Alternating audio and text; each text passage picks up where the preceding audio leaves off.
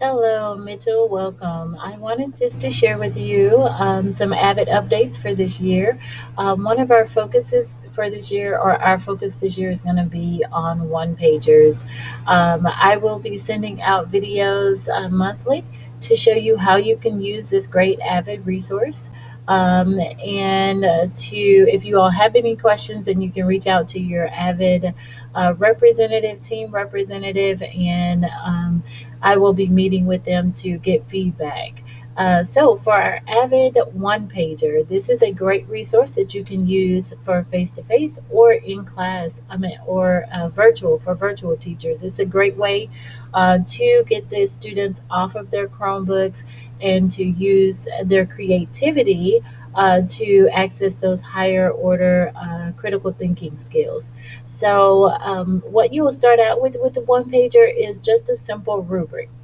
This rubric can be customized to include other AVID strategies, and you can make it as short or extend it out as you would like. So the example that I'm showing you here is a energy one pager. So this is for science. One pagers can be used with any subject, and so each month I will show you an example from each subject to give you ideas of how you can use that. For our Avid, we really want to focus on using um, those wicker strategies. And so for organization, for the W in organization, and just to remind you that wicker stands for W is for writing, the I is for inquiry, the C is for collaboration, O is for organization, and the R is for reading. So for the organizational piece, just having the students to write their name, subject, and date in the top right hand corner is one of the requirements. Then in large font, you will have the students to put whatever the topic it is that they're going to be writing about and showing, applying their learning. The other thing is that they can make borders, they can use real life examples, they can include visual images, they can make word clusters, and then use Costa 1, 2, and 3 questions and be colorful and neat. This is simply an example. You don't have to use all of these strategies, but these are the requirements for this particular assignment that we gave. So I want to show you some examples. That are listed, and I will share this resource will be shared under the Mighty Meteor Hub under Mitchell Avid. So these are some virtual copies that have been created by students. So you can see that energy there is written really big. They have some vocabulary words that are associated with the topic. They've got a border there. They have visuals, and then there's another one. So as you can see, no student's work will be the same. And it allows them to be as creative as they want to be, and to show their learning in multiple ways. Some of the classroom examples that I had with this particular assignment, you may be able to see there, is the students were given a particular energy to explore. So here you can see they wrote the form of energy that they were telling about here.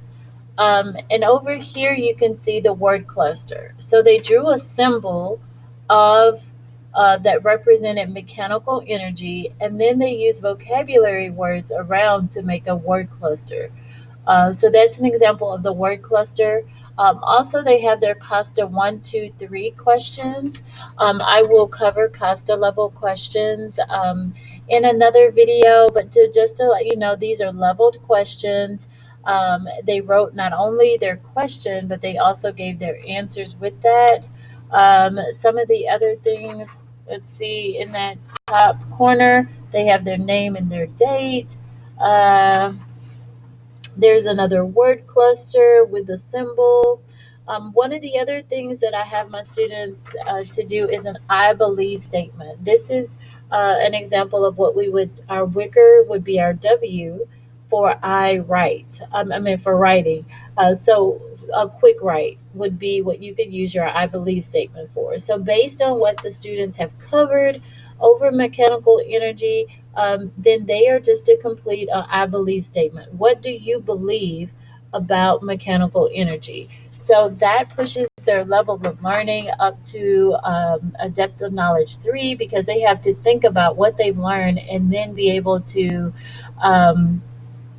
um, be able to articulate how that applies, an application of that. They could give information about, how it's applied in the real world. They could, but what they'll need to do is just justify their answer. So again, it moves them up to that higher order of thinking, to where they're able to give take the information that they've learned and then tell about how it applies and justify reasonings for that. So that was a quick kind of snippet of the one pager. And again, I will be giving further updates this year. I'll be creating videos that will show you how to use the one pager. And if you want more specific details, like if you would like me to help you to create a one pager for a particular subject or for a particular topic in your grade level, feel free to reach out to me to let me know. I would be more than happy to do that with you. Just to give you another example of student work that I've created, this was another one that was done for wind energy. And again, you can see the topic there. There's her little word cluster. There's that I believe statement there.